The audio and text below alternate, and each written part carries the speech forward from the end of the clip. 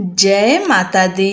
प्रिय भक्तों, आप सबका हमारे चैनल मन की शांति में बहुत बहुत स्वागत है। शास्त्रों में प्रदोष व्रत को महादेव की कृपा प्राप्ति का श्रेष्ठ साधन बताया गया है। जब प्रदोष व्रत शुक्रवार को आता है तो इसे शुक्र प्रदोष कहते हैं। यह व्रत शिव जी और माता पार्वती दोनों लोगों की संयुक्त उपासना का पर्व माना जाता है।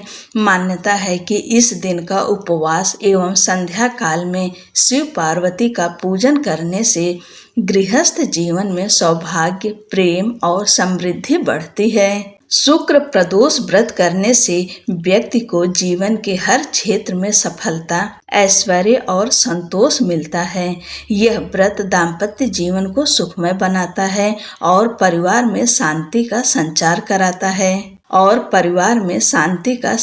करता है। इस बार शुक्र प्रदोष का व्रत 19 सितंबर को रखा जाएगा और इस दिन प्रदोष व्रत है और मासिक शिवरात्रि का व्रत भी है। दोनों व्रतों का संयोग एक दिन है जो कि बेहद ही शुभ है। इसलिए आप सब प्रदोष का व्रत रखते हैं तो भी, शिवरात्रि का व्रत रखते हैं तो भी, दोनों ही व्रतों का व्रत कथा अवश्य सुने। प्रदोष व्रत की कथा भी सुने और मासिक शिवरात्रि व्रत की कथा भी सुने। दोनों कथाएं हमारे चैनल पर आप सभी को मिल जाएगी। आप सब आज के दिन इस कथा का श्रवण अवश्य करें।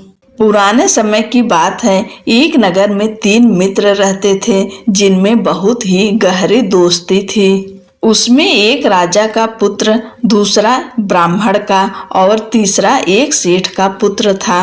राजा और ब्राह्मण के पुत्र का विवाह हो चुका था, लेकिन सेठ के पुत्र की शादी के बाद गौना नहीं हुआ था। एक दिन तीनों दोस्त मिलकर स्त्रियों पर बहस कर रहे थे। ब्राह्मण पुत्र ने स्त्रियों की प्रशंसा करते हुए कहा, नारीहीन घर भूतों का डेरा होता है।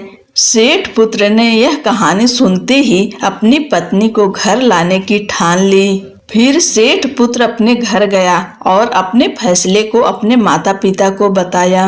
माता पिता ने अपने बेटे से कहा कि इस समय शुक्र देवता डूबे हुए हैं। ऐसे में इस दौरान बहू बेटियों को उनके घर से विदा कर लाना शुभ नहीं होता।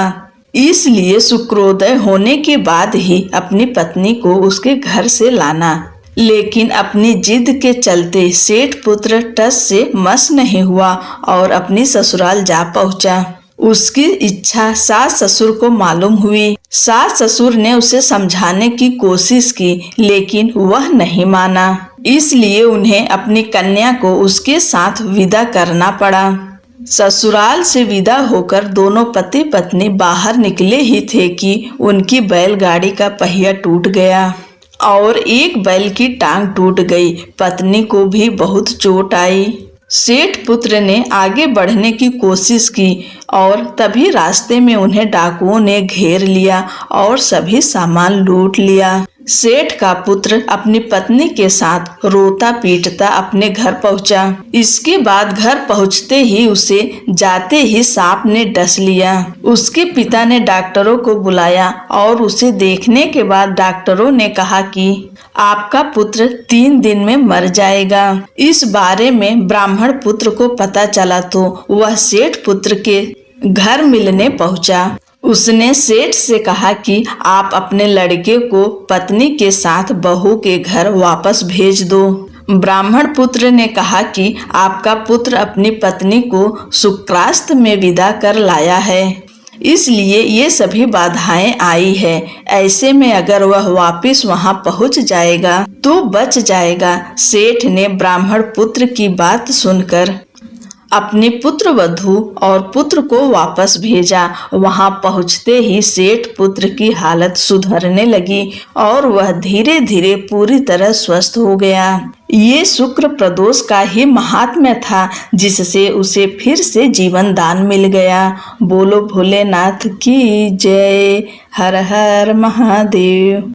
अब और एक कथा का श्रवण करते हैं। एक प्रचलित पौराणिक कथा के अनुसार एक गांव में एक ब्राह्मणी रहा करती थी और उसके पति की मृत्यु हो गई थी।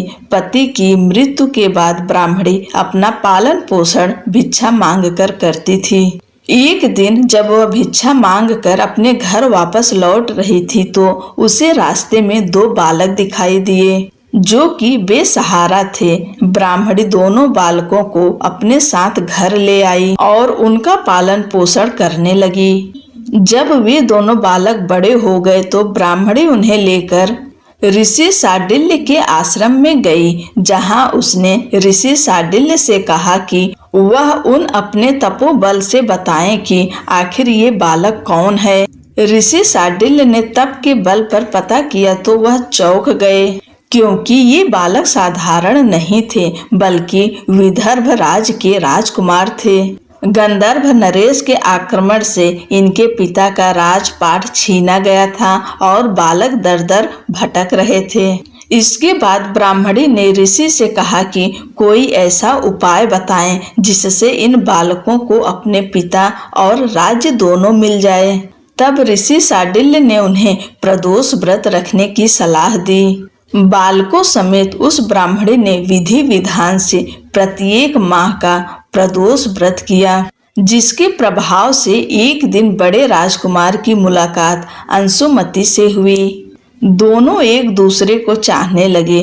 तब अंशुमति के पिता ने राजकुमार की सहमति से दोनों की शादी करा दी। इसके बाद दोनों राजकुमारों ने अंशुमति के पिता की मदद से गंधर्व पर हमला किया और जीत हासिल की, जिसके बाद उन्हें अपना सिंहासन वापस मिल गया और उन्होंने अपनी मां समान गरीब ब्राह्मणी को भी राज्य में एक खास स्थान दिया, जिससे उनके भी सारे दुख खत्म हो गए।